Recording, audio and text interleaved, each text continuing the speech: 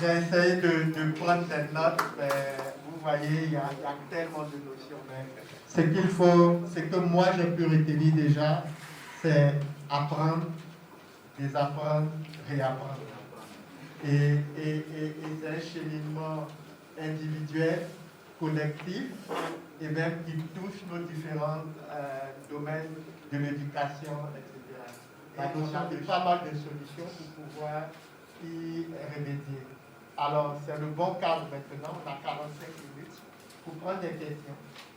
Peut-être qu'il y a certains thèmes que vous voulez approfondir, il y a certaines choses peut-être qui sont allées plus vite, et on a l'opportunité maintenant de pouvoir avoir pour nous, M. BI, pendant 45 minutes. Je suis César Alou. Je pense que certains d'entre vous me connaissent déjà un peu. Je voudrais dire merci à mon frère BI, je peux dire ainsi. Oui, bien sûr.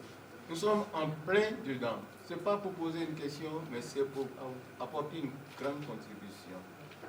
Nous sommes en plein dedans. Il parle d'apprentissage. D'abord, il parle de changement. Changement et changement. Et il parle d'apprentissage.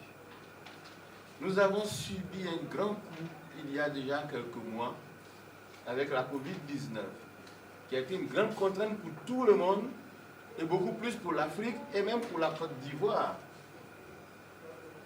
Nous ne l'avons pas saisi comme une opportunité alors que c'est une opportunité pour nous de pouvoir nous recentrer, regarder ce que nous pouvons faire par nos propres compétences. On revient encore sur le mot compétences. Alors, je vous ai dit, ce n'est pas seulement au RH que BI doit s'adresser, mais il doit inviter tous les chefs d'entreprise et même peut-être aller au-delà, pas seulement les chefs d'entreprise, mais certains décideurs pour parler, pour présenter effectivement ce qu'il vient de faire. Parce que je voudrais encore l'applaudir pour ça. Voilà, toujours apprendre. Apprendre de soi-même, apprendre des autres, acquérir plus de connaissances, aller haut, toujours plus haut, ne jamais s'arrêter, donner, toujours donner et partager. Je crois que ça rejoint. Et ça, cette citation, je l'ai lue, je l'ai dite déjà quand j'étais à la Sorbonne, à Paris, devant près de 5000 personnes, ils ont compris. Et aujourd'hui, je dis cela encore. Alors, BI, merci beaucoup pour ce que tu viens de faire. Et le livre, je pense que tout le monde doit l'acheter. C'est très important. Je suis venu, je sais que après je dois intervenir après 45, mais je pense que je vais parler en même temps, comme ça on gagnera du temps. Je suis venu avec, j'interviens dans certaines universités au niveau des masters, et il y a quelques-uns, je suis venu avec quelques-uns d'entre eux, s'ils peuvent se lever. Allez-y. Alors, ils font master audit, master d'entreprise. Mais je dis, j'espère qu'ils ont pris note. Parce que c'était très clair, l'adéquation entre la formation et le métier, et l'entreprise, et le travail qu'on doit faire. Ça, je pense qu'il est très important d'avoir mis le doigt là-dessus. Je vous remercie. Alors, moi, je suis l'élève de M. BI, parce que je travaille avec M. BI. Alors, déjà, juste pour encore dire merci, et merci encore à M. BI, parce que l'anecdote, c'est que moi, j'étais à un poste de marketing opérationnel et j'ai été appelé pour un entretien. Ce qui m'appelle, je vais l'impression, c'est le directeur de ressources humaines. Je ne sais pas qu'est-ce qui se passe, je vais la rencontre. Je vois qu'il tient dans sa main le CV, qui est mon CV. Il me dit ça, tu sais le faire? Je regarde, mise en place, élaboration, tableau de bord. Il dit ça, où tu l'as fait? Je l'ai fait en France, une entreprise qui gère les établissements, les personnes. Il dit d'accord. Et ça, tu sais le faire? Ils sont un rapport de ressources humaines qui m'ont regardé. Ça, c'est un bilan. Tu peux le faire? Il dit bon d'accord.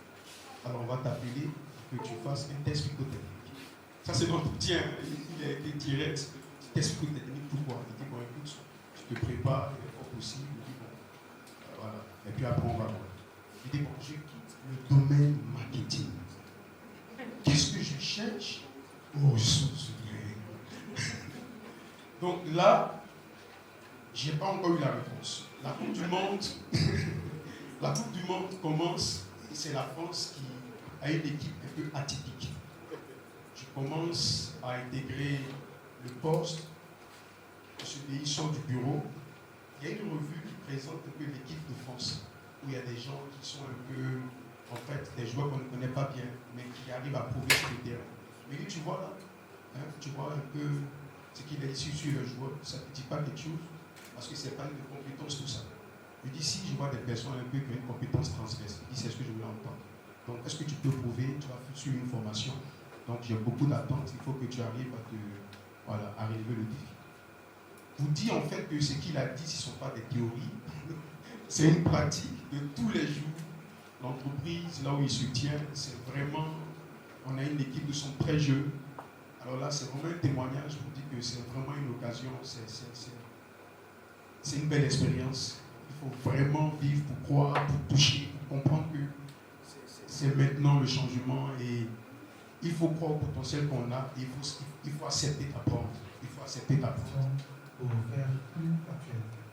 Dans le domaine de la chaudronnerie, la soudure, la chaudronnerie, on a des personnes qui sont des experts métiers, qui connaissent très bien leur métier, mais quand on essaie d'échanger avec ces personnes pour recueillir un peu les compétences techniques, le rendu est difficile. Si on doit pouvoir sortir une cartographie de compétences, si on doit pouvoir sortir l'inventaire de compétences, il y a des personnes qui ont du mal à pouvoir mettre un mot sur ce qu'ils font. C'est difficile. Alors, ce soir, moi, je suis au bord de la rivière et je ne vais pas citer le numéro de soif. Donc, il faut des apprendre à apprendre. Je veux des apprendre à apprendre le cours. Merci. Le témoignage qu'il a rendu, c'est pas faux, hein, parce que quand je voulais le prendre, le DG me demande qu'est-ce que tu vas en faire. Le marketing, pourquoi tu veux la lever? Et j'exprime ma vision au DG. Je dis vas-y. Je dis vas-y. Et la vision, c'est ce qu'elle a. Parce que je voulais qu'on utilise les outils marketing pour faire la RH. Mais pour ça, j'avais besoin de quelqu'un qui était en mesure de s'adapter. Parce qu'il part d'un métier vers un autre, c'est totalement différent. Mais il y a un point commun, ce sont les hommes. La RH a des clients, marketing gère la clientèle.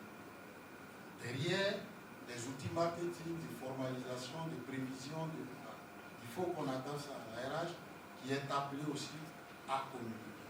Mais qui je prends? Il faut que je prenne, c'est pour ça que je l'ai envoyé en cabinet, parce que vous qu'on regarde un peu les traits de personnalité, connaissant l'équipe dans laquelle il va venir, quelle est sa capacité à s'intégrer, est-ce qu'il ne va pas avoir des conflits, parce que bon, s'il y a des conflits, ça va le paralyser.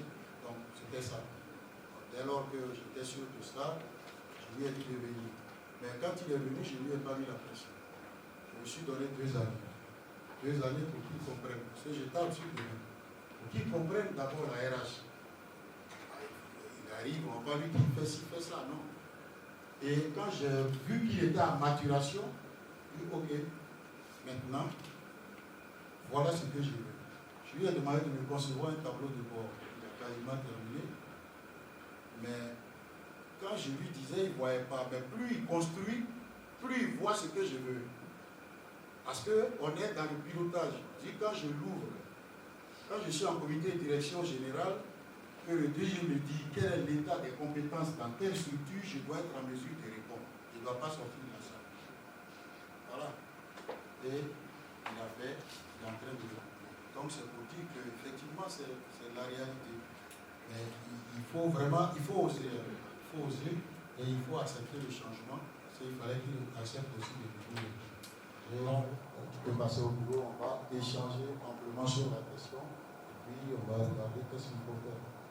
Hein? D'accord? À ceux qui ont la responsabilité sociétale d'entreprise, ici en Côte d'Ivoire, à l'instar des autres pays, notamment le Sénégal et le Maroc, où la RCE est beaucoup plus développée là-bas. La RCE qui a été volée la gestion des ressources humaines, mais n'est pas vulgarisée ou mise en œuvre de façon opérationnelle et visible en Côte d'Ivoire.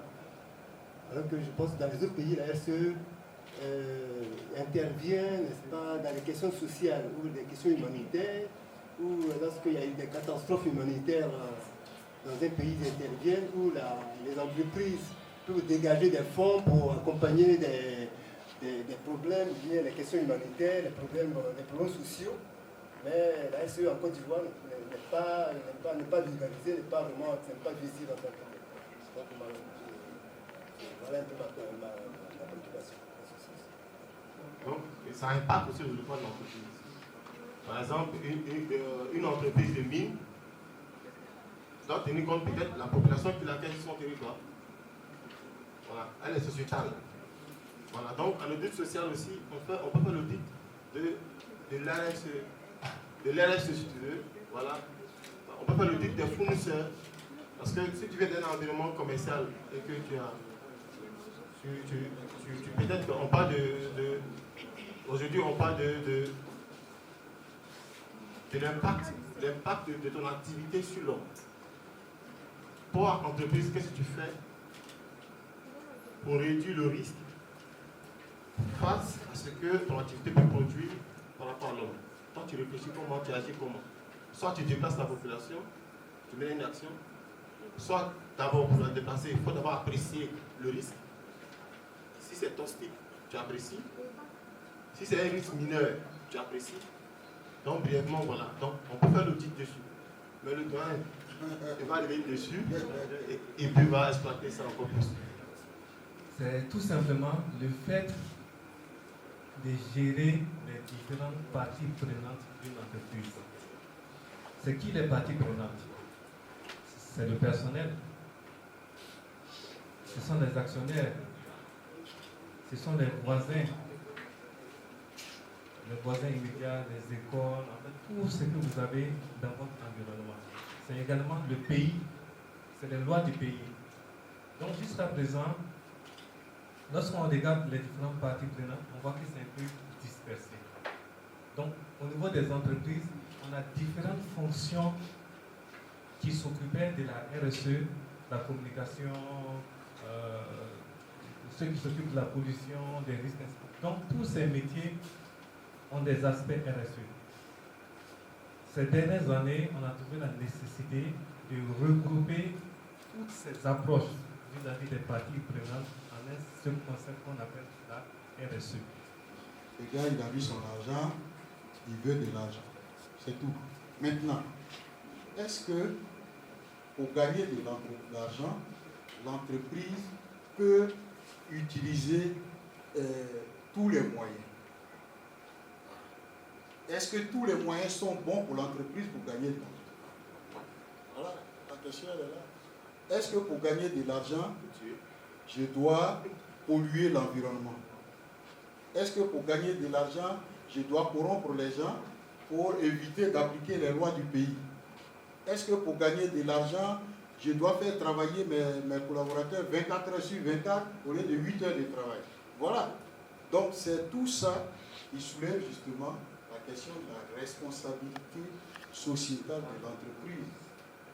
Quelle est sa responsabilité vis-à-vis des parties prenantes, donc les parties avec lesquelles elle est en contact? Vis-à-vis de ces parties-là, elle doit décliner ses responsabilités. Et ça touche le mode de gouvernance même de l'entreprise. Et parce que la RSE existe, il y a des acteurs nouveaux qui apparaissent. Vous entendez parler de la notation des entreprises, vous entendez parler de l'audit social, vous entendez parler, c'est cela. Donc pour être vraiment terre à terre, c'est ce que je peux ajouter sur cette notion. DRH CICAP, je voudrais avoir votre retour d'expérience par rapport à une situation particulière que nous vivons en entreprise.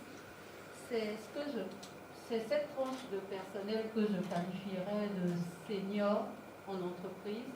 Ce sont des personnes qui sont sur le point de partir dans les 4 à 5 années qui viennent à la retraite. Et pour cette tranche de population, on est confronté à la situation suivante. En général, l'employeur hésite à investir dans la formation. On nous demande de trouver des solutions internes à travers du coaching, à travers la formation interne. Et ça, c'est du point de vue de l'employeur. Au niveau des salariés eux-mêmes, ils sont dans une dynamique non, je vais bientôt partir, je fais bien mon travail, laissez-moi dans mon coin, ainsi de suite. Est-ce que vous avez été confronté à ça et quelles sont les solutions que vous avez pu mettre en œuvre pour permettre une évolution des compétences de ce type de personnel-là? D'accord. Je l'ai découvert, c'est un grand spécialiste des turbines à gaz. On m'a emmené au centre des métiers de l'électricité et je devais mettre en place, après avoir fait le diagnostic, je devais mettre en place une fonction de référent métier. J'avais besoin de quelqu'un pour être référent métier production thermique. C'est-à-dire les groupes de production que vous avez à Brady, chez Cyprès, les grands groupes là, c'est un des spécialistes et il enseignait même à l'université Blaise Pascal en France. Voilà.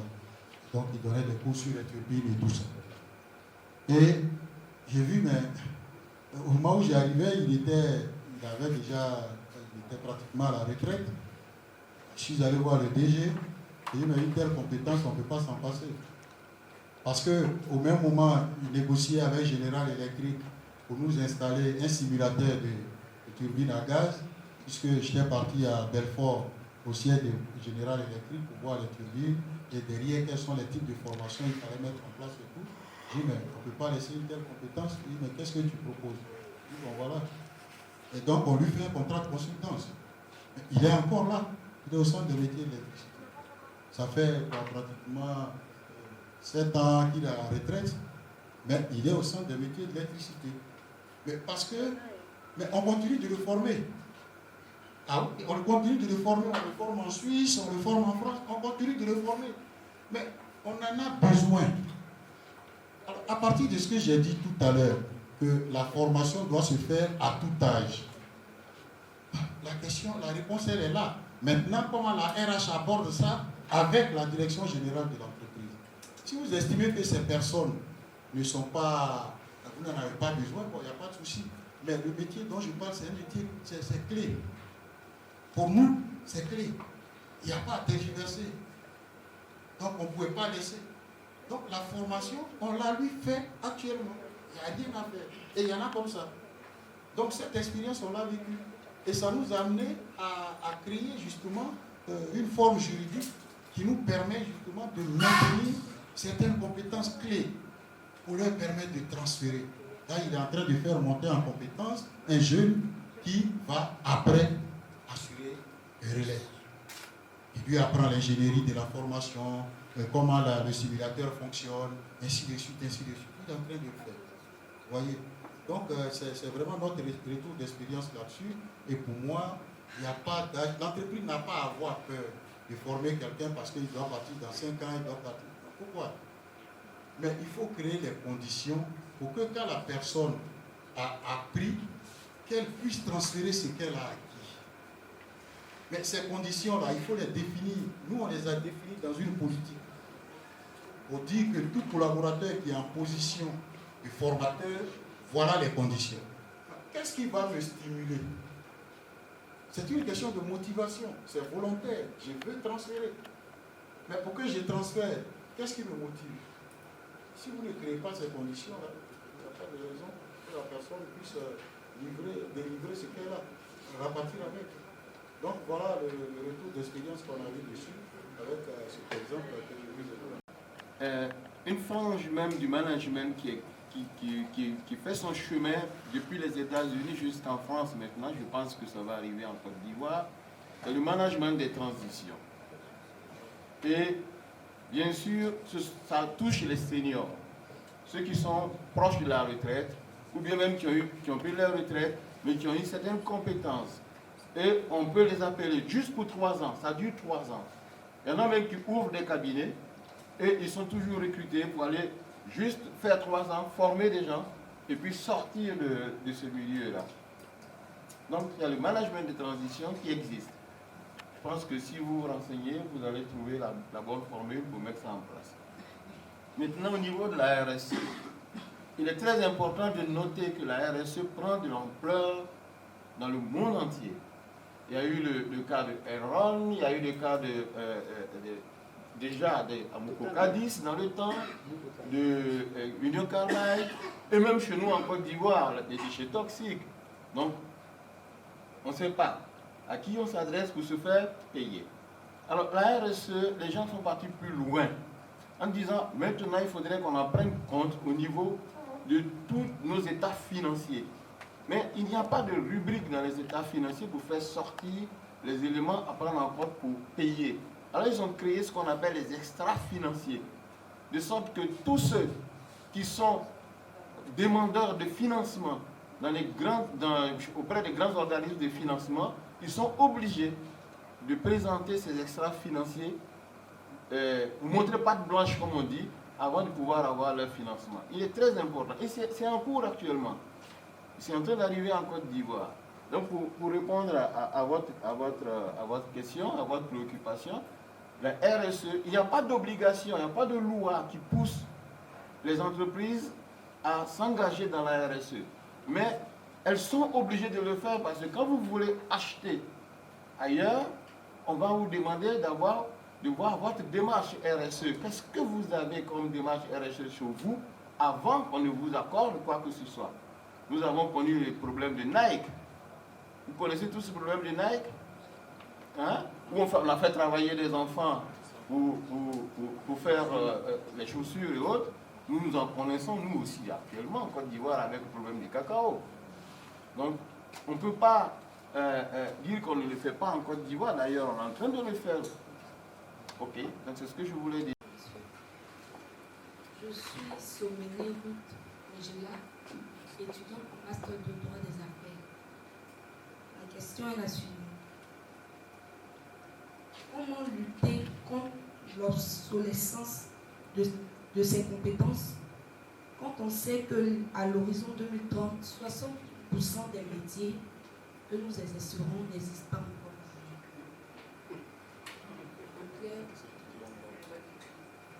Comment se fait former un métier qui n'existe pas? Adam, la question est la suivante. La compétence, combien de temps pour déterminer la compétence de quelqu'un?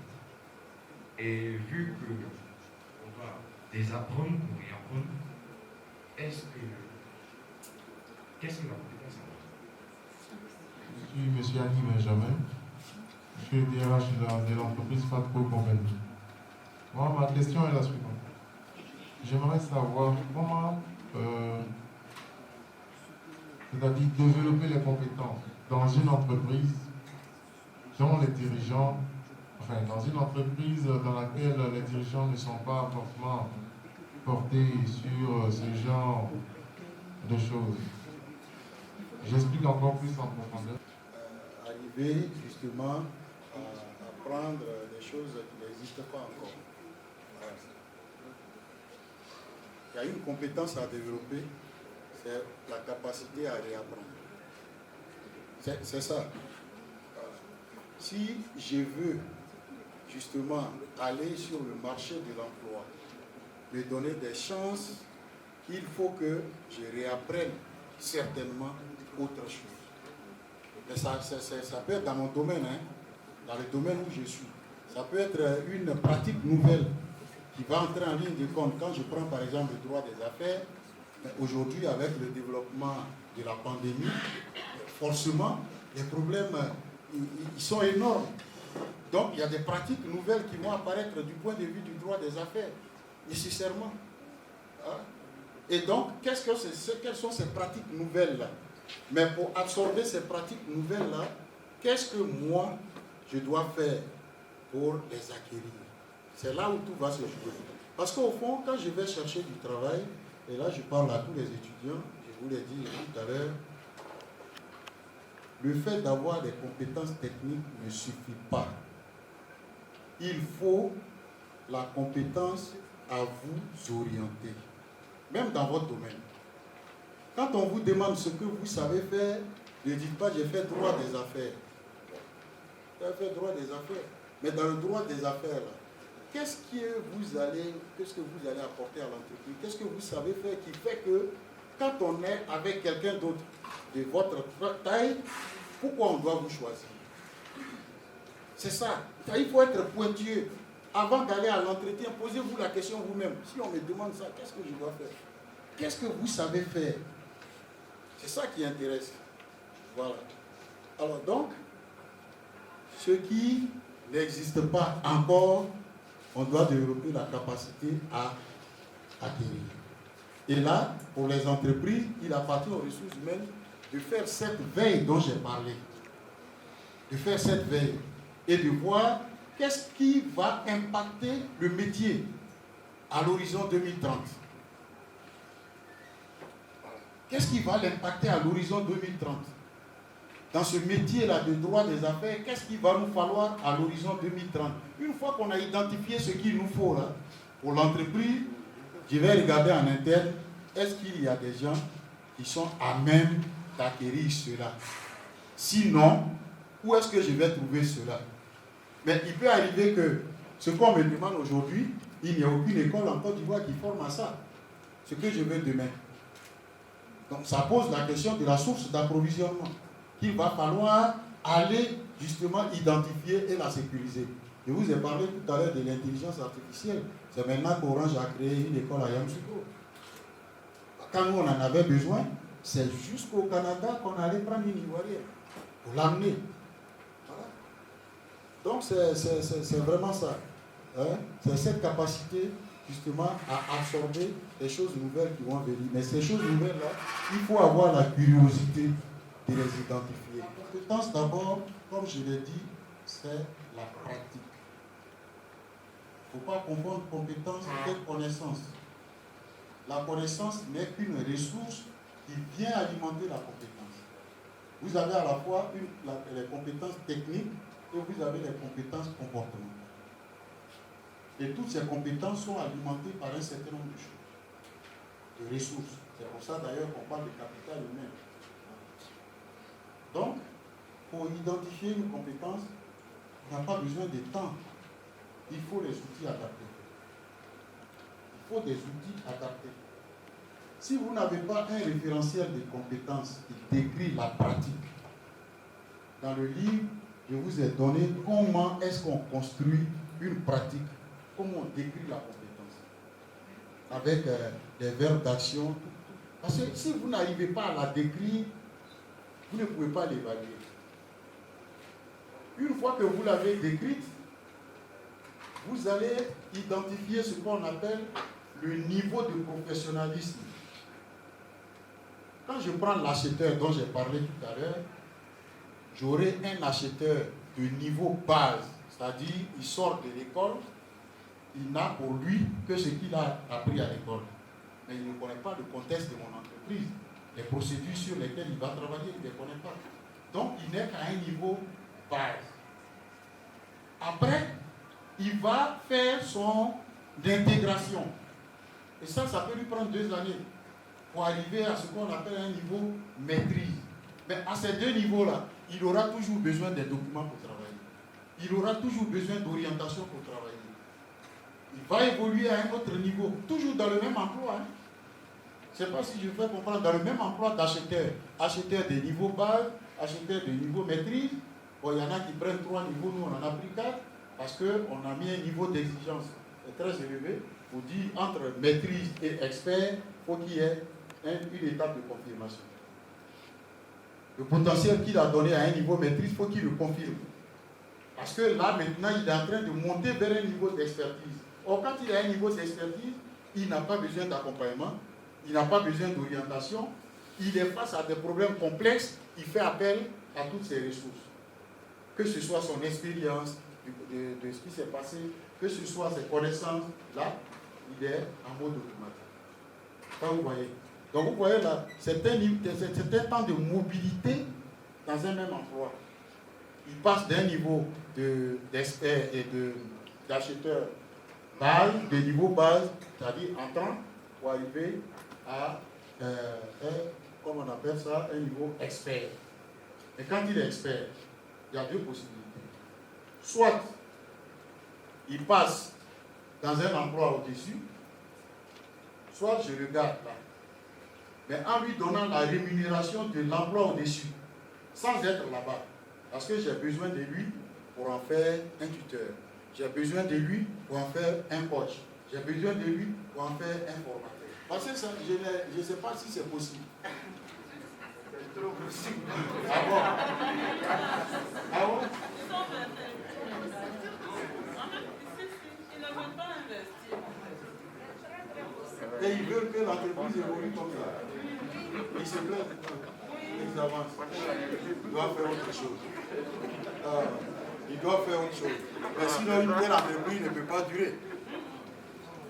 Voilà. Oui, mais c'est qu'il y a autre chose que vous ne voyez pas. Il y a une autre réalité. Voilà. Il y a une autre chose que vous ne voyez pas, qui n'est pas visible. Voilà. Et qui n'est pas portée par l'activité de l'entreprise. C'est tout. C'est comme quand quelqu'un vient vous faire un cadeau. Mais quand on vous fait un cadeau, que vous êtes content de recevoir le cadeau, mais sachez qu'il y a quelqu'un qui a payé pour ça. Ah oui? Sinon, ça ne serait pas cadeau. Il n'y a rien qui est gratuit. Donc, si c'est gratuit, c'est que quelqu'un a payé. Si c'est gratuit, c'est que derrière, il y a quelque chose qu'on vise. Donc, soit l'activité principale est là, c'est la face visible de l'iceberg, et derrière, il y a quelque chose qui se déroule que vous ne voyez pas, et qui permet de soutenir l'activité, et l'autre n'est qu'un paravent. Sinon, ce n'est pas possible. Bon, il y a on a un problème concernant la formation. Et le problème, là, c'est avec le nom de FDFP. Bon, nous sommes en train de visiter. Bon, moi, mon DG, concernant la formation, je suis partie pour que mes bancadiers, mes tanato-parkers, c'est ceux qui mettent le formol. Bon, là, il faut se former en France. Là, c'est seulement une personne. Bon, au niveau de la Côte d'Ivoire, il n'y en a pas. On s'attend bien. C'est quelqu'un qui ne veut pas former les bancadiers. Il dit carrément, donc, il faut laisser. Les gens de FDFP, j'ai écrit, je suis partie plusieurs fois, j'ai vu DRH de IFOCEP, nous sommes partis là-bas, mais bon, ils disent qu'ils ne connaissent pas. Ce qu'ils connaissent, c'est marketing. Or, si tu formes ce qui concerne marketing, comptabilité, tout et tout, mais il y a le personnel aussi qui est là, les bancadiers. Non, ça fait que ça crée un problème. Gestion de conflit. Jusqu'à présent, j'ai ce problème. Même lundi encore, je suis dedans. Pourquoi eux ne se forment pas? Ça veut dire qu'on ne les considère pas. Donc quand tu t'en vas dans les grands séminaires, les gens parlent, il faut apprendre, reprendre. C'est bien beau. Mais ils ont carrément oublié, il y a des sociétés, ils ont carrément oublié cette société de pommes funèbres. On travaille comme des médecins. Bon, souvent, la dernière fois, bon, il était là, bon, il ne sait pas. À chaque fois, je lui dis, ou bien il y a le gars de GM Consulting, je lui dis non, voici nos formations, on fait ça. Mais quand tu t'en vas concernant la formation, on n'a pas du tout. Donc, on est là, on regarde. Bon, je vais venir à des séminaires, c'est toujours la même chose, il faut apprendre. Moi, je peux apprendre, puisque je suis DRH, j'ai haute vision. FDG, il n'y a pas de problème. Même mes bancadiers, eux, ils vont faire quoi? Et puis, on parle de GP. De façon locale, il y a un monde. Mais maintenant, pour les tanato-parkers, il faut qui partent en France, Oui. eux, il n'y a pas de problème. Ça, c'est un service. Donc, eux, ils partent. Eux, ils partent. Ok. Bon, il y a les bancadiers qui sont là. Oui. Bon, chez moi, on appelle ça bancadier. À Ivosem, on dit les manœuvres. De l'autre côté, eux, ils ont autre nom là-bas. Mais on ne peut pas les former. Ils font quoi? C'est ceux qui portent les... Bon, le bancadier, c'est lui qui fait les enlèvements. Ok. Lorsqu'il y a un décès, que ce soit à la clinique, à la maison, lorsqu'il vient, il doit faire l'identification, mettre le corps dans le casier. Et c'est après le médecin légiste vient, il finit de faire son travail, les thanatoparateurs arrivent. D'accord. Je comprends. Vos concurrents, comment ils font? Les concurrents, c'est la même chose. Ils sont confrontés à la même chose. C'est un problème sectoriel. Si on s'est mis ensemble, mais vous mettez ensemble des moyens techniques. Parce que ce qui se passe là, quand ceux qui doivent aller en France, parce que bon, c'est comme ça, et ceci et cela, mais les autres limites, vous parlez leur compte, mais parce que vous-même, vous n'avez pas décrit quelles sont les pratiques qu'ils font, qui nécessitent qu'on les forme. Parce que dans l'entendement, je peux dire, il y a quelqu'un qui va venir là pour prendre un corps, on doit le former à quoi? Il vient, il prend un brancard, il met quelqu'un dessus, il s'en va. Est-ce que pour ça, on a besoin de former? Ben voilà, je dis, dans l'imaginaire, même je peux penser comme ça. Or, si vous décrivez les pratiques qu'ils font, et que face à chaque pratique, parce que quand vous faites le référentiel, en face de chaque pratique, vous mettez les savoirs, c'est-à-dire les connaissances qu'il faut. Vous mettez les connaissances, ce qu'il doit savoir pour faire ça. Vous mettez le comportement qui va avec. Voilà. Vous définissez. Et ce n'est qu'à partir de là qu'on va voir que, effectivement, c'est un emploi qui est dans un métier et donc qui a besoin d'être accompagné. Mais sinon, quand vous venez comme ça, bon, c'est dit, est-ce que ça, on a besoin de... C'est comme quand vous dites, il faut former l'apprenti bâtard. Bon, pourquoi on va le former? On va le former à quoi? C'est ça qu'on va penser idéalement. Voilà. Donc, moi, je pense que les DRH de ces structures-là, dès lors que vous êtes confrontés tous à la même situation, vous pouvez vous mettre ensemble et apporter une réponse technique et qui va aller vers le dirigeant. Je note que j'ai eu raison de le laisser parce qu'il fait une séance avec des confrères là-bas également. Vraiment, c'est un plaisir, je vous remercie. La présentation était claire et limpide. J'ai beaucoup gagné. Mais tout à l'heure, dans votre intervention, j'ai eu un hic. Le hic, c'est quoi? Lorsque vous avez dit, vous montez, vous avez 4 niveaux, au niveau d'expert par exemple, pour passer au poste, lorsqu'il n'y a pas de disponibilité, vous promeuvez la personne et vous lui donnez les rémunérations qui montent. Alors, ma préoccupation est celle-ci. Lorsque vous êtes dans une entreprise de grande taille telle la vôtre, à un moment donné, vous risquez d'avoir un impact financier qui n'est non négligeable. C'est-à-dire, lorsque vous faites cette promotion, vous pouvez avoir peut-être un nombre important. Et donc, ça va nécessiter un impact financier. Et donc, du coup, si le chiffre d'affaires ne permet pas de l'absorber, que faire? Parce que chaque année, s'il faut le faire, on risque, si on ne sait pas faire, tomber en faillite. Le DRH d'aujourd'hui, c'est un DRH qui n'est pas isolé. C'est un DRH qui doit être au cœur du business. Ça veut dire que quand tu sais le business, comment ça fonctionne, tu dois pouvoir marquer d'arrêt ou bien savoir faire des orientations. Et donc, du coup, je voudrais savoir comment projeter ou bien comment faire face à ça. Parce que je sais, quand je vois cette manière de procéder, je me dis, on aura un souci. Et je voudrais aussi faire une contribution. La contribution est celle-ci.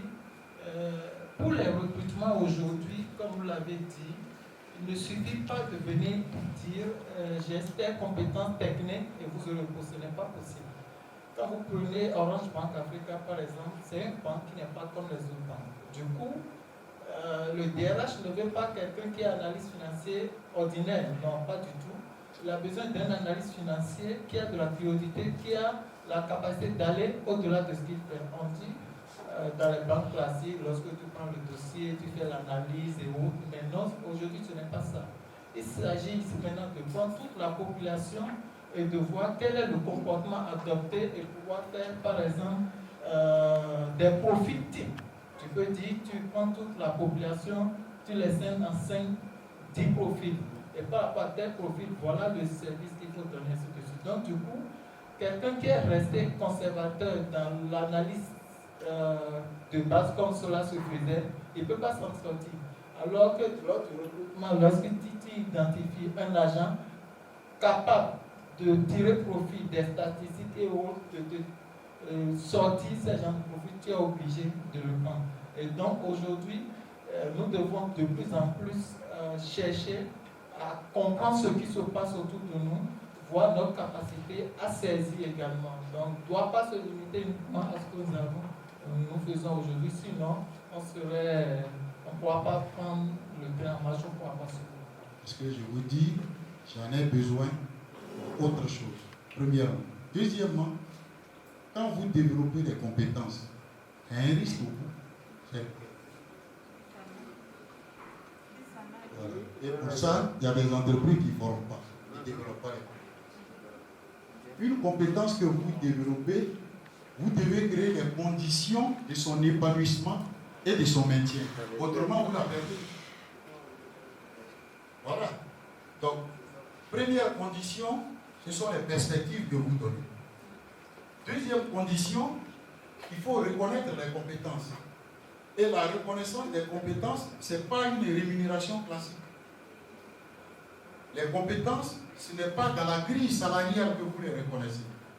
Vous les reconnaissez dans des périphériques de rémunération. Et là, je ne parle pas salaire, je parle de rémunération. À la fin, il se retrouve avec un net. Voilà.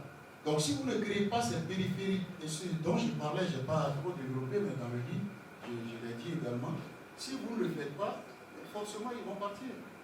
Alors donc, ce n'est pas parce que le DRH en le faisant, il ne comprend pas le business, non. Mais justement, le DRH prévoit cela. Il le prévoit. Puisque les compétences que je suis en train de développer, pour les maintenir, pour les reconnaître, voilà ce que ça va me coûter en budget. Voilà. Donc dès lors que ça me coûte cela, il faut que je prévoie. Parce que entre ça et le coût de perte d'un expert, mais il n'y a rien à faire. Moi, je l'ai connu. Parce que moi, ce dont je vous parle, c'est des choses que j'ai vécues, je n'invente rien. Quand j'arrive au centre des métiers d'électricité, justement, où je devais mettre en place la fonction de référent métier chez nous, quand vous arrivez à l'entrée des quartiers, vous voyez des lignes haute tension qui viennent comme ça, il y a des postes qu'on appelle les postes sources. On avait un seul expert. Et j'avais pour mission d'aller au centre des métiers avec lui et de faire monter très rapidement en compétence 4 ingénieurs. Au moment où on est en train de partir, on fait une première réunion, la deuxième réunion, il m'appelle, il dit chef, moi je suis parti, il dit j'ai parti où? Il dit non. Là où je vais, on a doublé mon salaire. Mais ce que ça nous a coûté, on était obligé de prendre en France un expert de RTE qui était à la retraite, qu'on amène, mais qui nous coûte 3 fois plus que le gars. Ça a duré 5 ans. 5 années. Vous avez vu? Donc, je vous parle des choses concrètes. Et sur cette base-là, quand on a vu que les compétences qu'on développait étaient en train d'être piochées, on était obligé de prendre le taureau par les cornes, d'analyser justement les rémunérations qu'on donnait, de regarder la médiane des rémunérations sur le marché et de mettre en place ce qu'on appelait des périphériques de rémunération pour des expertises. Non, ça parle dans plusieurs choses. Hein. Ça peut être une prime qu'on donne, associée, ça peut être, si on a nous un système qu'on appelle un système de véhicules sous contrat, c'est-à-dire vous avez un véhicule, l'entreprise l'achète, ça appartient à l'entreprise, vous passez un contrat avec l'entreprise pour une période donnée de 4 années, si vous atteignez 70 000 km, si vous n'atteignez pas les 70 000, vous êtes obligé d'attendre 5 années. Pendant ce temps, on vous verse une indemnité kilométrique qui vous permet d'assurer le carburant et l'entretien et des trucs comme ça. mais c'est en rémunération. Voilà. Donc il y a comme ça une série de périphéries qu'on a identifiées parce qu'on s'est rendu compte que sur le marché, on n'était pas compétitif du point de vue du salaire gris. Et nos concurrents, mais tout naturellement, ils puissent là. Nous, on les forme, ils les prennent. On est devenu maintenant leur centre de formation. Voilà. Mais quand on a commencé, on a freiné l'hémorragie. Après les directeurs des ressources humaines, chaque fois que je viens, je vous remercie parce que j'arrive à me former sans débourser un rond. Pour ça. Mais mon programme n'avance pas de votre côté. Donc c'est pourquoi j'ai dit à Djibril, bon, je viens aujourd'hui pour vous demander qu'est-ce qui se passe, qu'est-ce qui ne va pas. C'est Djibril qui ne fait pas passer l'information, ou bien le problème vient de moi. Je voudrais comprendre. Je souhaiterais dire merci à l'AGH, à M. Camara de nous avoir donné l'occasion de participer à cet événement, comme je le disais tout à l'heure, très enrichissant. L'écart, le gap qu'il y a entre ce qui est attendu, ce qui est exigé de lui, et ce qu'il a comme compétence au moment où il vient vers nous. Merci d'être là. Alors, nos speakers, nos modérateurs, Fabrice et Florence, merci aussi. C'est un exercice, c'est pas donné, mais je vois que tout a été fait avec brio. Donc, on tient à vous remercier. Et si on vous contacte pour faire la modération, n'ayez pas peur. Vous voyez que c'est très simple, il s'agit juste de présenter les choses. Donc, ce n'est pas très compliqué. Alors, ça se fait de manière tournante. Hein. Voilà, donc, apprêtez-vous. Je pense que chacun aura son tour. Donc, je tiens à vous remercier. Le prochain workshop, c'est le mois prochain. Ça tombe aussi un 20, apparemment. Donc, c'est le samedi 20 mars. Le thème, c'est DRH, comment devenir un acteur incontournable du comité de direction. Donc, DRH, comment devenir un acteur incontournable du comité de direction. Je vous remercie et on peut aller à la salle d'à côté pour le cocktail et la